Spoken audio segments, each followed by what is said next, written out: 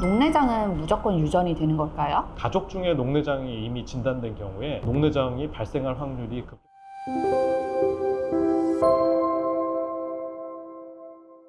네, 여섯 번째 질문 드리겠습니다. 녹내장 진단 후에 집에서 챙겨야 될 생활 습관의 변화 같은 게 필요할까요? 이 질문도 환자분들이 진단 이후에 가장 많이 물어보시는 질문 중 하나입니다.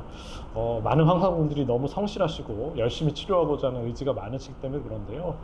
다만 이제 녹내장 전문의 입장으로서는 생활 습관이나 환자분들이 식이 습관 이런 것들이 녹내장의 진행이나 이 예방에 아주 큰 영향을 미치진 않습니다.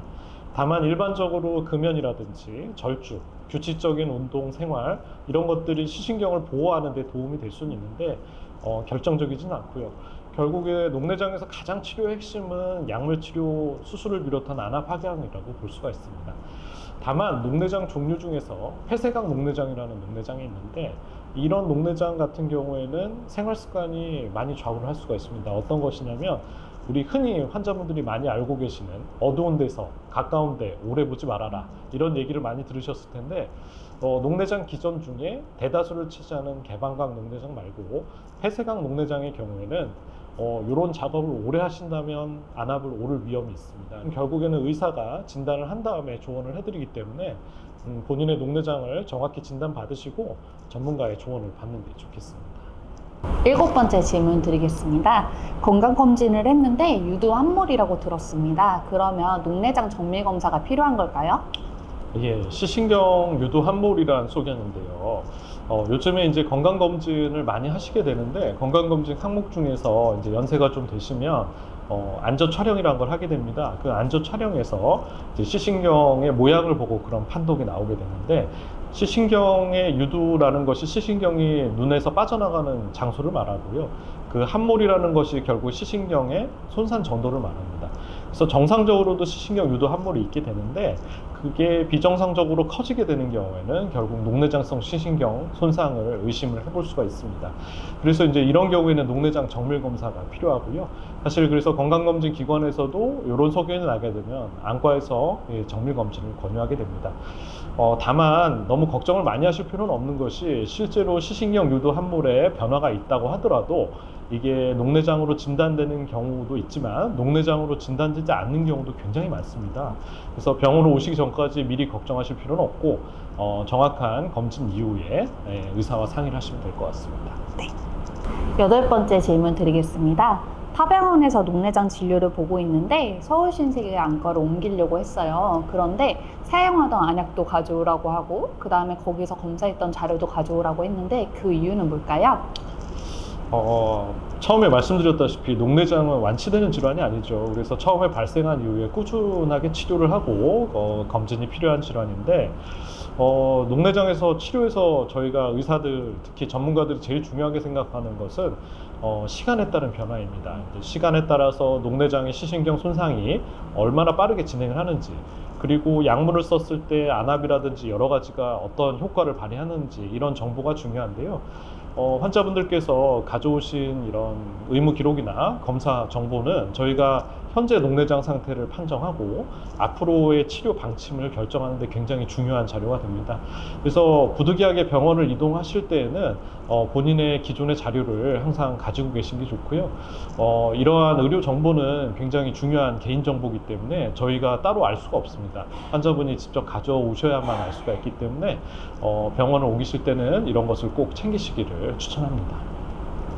아홉 번째 질문 드리겠습니다. 녹내장은 무조건 유전이 되는 걸까요? 녹내장이 완치도 되지 않고 실명도 될 수 있고 여러 가지 무서운 얘기가 많이 나오기 때문에 특히 이제 연세 있으신 분들 중에서는 이제 자제분들이나 다른 가족들 혹시 유전이 되는 것인가 걱정되는 경우가 많습니다. 지금까지 녹내장에 관련된 유전자 연구는 전 세계적으로 굉장히 활발히 진행이 됐고요. 그럼에도 불구하고 아직까지는 확정적인 결과가 나온 바가 많지 않습니다. 다만 여러 가지 유전자가 복합적으로 동시에 작용되는 것으로 알려져 있고 그래서 단일 유전자의 특성대로 유전되지는 않습니다. 거기다가 녹내장은 원래는 없다가 나중에 발생하는 질환이기 때문에 연구하기 어렵다고 할 수 있고요.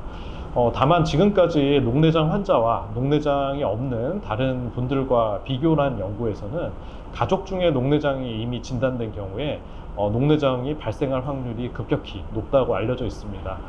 따라서 녹내장으로 새로 진단을 받으셨다면 본인도 물론 진단을 해야겠지만 가족분들이 녹내장 검진을 한번 받는 것을 추천하고 있습니다.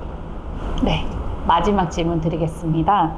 녹내장은 안압이 높은 걸로 알고 있는데 안압이 정상인데 녹내장을 진단받는 경우가 있을까요? 녹내장으로 진단받았을 때 의사들이 하는 얘기가 결국 안압 얘기를 계속 하게 됩니다. 그래서 환자분들도 안압이 뭔가 중요하구나 다들 알고는 계실 거고요. 그리고 우리가 굉장히 친숙한 질환인 고혈압, 혈압이 높으면 안 좋다, 그러니까 안압도 높으면 안 좋다 이렇게 생각하시는 경우가 많은데 실제로 우리나라에서 절대 다수를 차지하고 있는 녹내장은 정상 안압 녹내장입니다. 안압이 정상인 녹내장인데요. 이런 얘기를 드리면 환자분들께서 안압이 정상인데도 왜 녹내장이 올까요? 라고 질문을 많이 하십니다. 그런데 녹내장이 생기는 원리를 생각해 보면 이제 녹내장이 안압이 높다고만 생기는 게 아니고 결국 시신경이 손상이 되는 건데 시신경 구조가 워낙에 약한 경우가 있어요. 그래서 어떤 분들은 시신경 구조가 약하게 원래 이제 형성이 된 거고 그 상황에서 정상 안압이 가해져도 시신경의 손상이 발생하는 것입니다.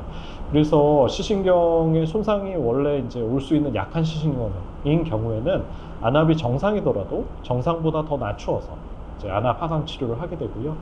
따라서 이제 안압이 정상이라고 녹내장이 안 오는 건 아닙니다. 이제 본인이 시신경이 얼마나 튼튼한지 약한지를 알 수가 없기 때문에 그렇고요. 그래서 안압만으로 녹내장을 진단하지는 않고 시신경이나 여러 가지 정밀 검진을 위해서 통해서 진단을 하게 되는 거라고 보시면 되겠습니다. 질문은 다 끝났는데 원장님께 한 번 더 질문을 드리겠습니다. 녹내장을 진단 받으신 분 그리고 지금 계속 치료를 하고 계신 분들한테 마지막으로 한 말씀 해주시고 싶으신 게 있으실까요? 녹내장은 생각보다 굉장히 흔한 병입니다. 오늘 질문이 대부분이 녹내장으로 이미 진단이 돼서 궁금한 사항들을 이제 환자분들 입장에서 설명을 드리려고 노력을 했기 때문에 그렇고요. 실제로는 꽤나 흔한 병이기 때문에 본인이거나 또는 가족이거나 지인 중에 녹내장이 있는 분들이 많이 있으실 수 있습니다. 그리고 한 가지 더 이제 덧붙이자면 초기에 녹내장은 증상이 없기 때문에 이미 있더라도 모르시는 경우가 많고요. 처음에 말씀드렸듯이 녹내장에서 나타나는 시신경 구조의 손상이 재생되기 어렵기 때문에 조기에 발견해서 녹내장을 관리하는 게 중요하다고 할 수 있고요. 치료면에서 말씀드렸지만 말기 녹내장으로 안 가게 막기만 한다면 증상 없이 오래 잘 지내실 수 있어요. 그래서 제가 마지막으로 강조하고 싶은 거는 녹내장은 빨리 찾아내는 게 중요합니다. 그래서 증상이 없거나 하더라도 특히 가족 중에 녹내장이 있거나 또는 이제 연세가 점점 늘어가면서 걱정이 되신다면 간단한 안과 검진을 통해서 녹내장이 있는지 확인하는 것이 가장 중요합니다. 나머지 치료나 이러는 사항에 대해서는 다른 영상에서 또 말씀드릴 기회가 있을 것 같습니다. 네. 오늘 귀한 시간 내주신 이상윤 원장님께 대단히 감사드리며 서울신세계 안과는 여러분의 눈 건강을 위해 항상 최선을 다하겠습니다. 감사합니다.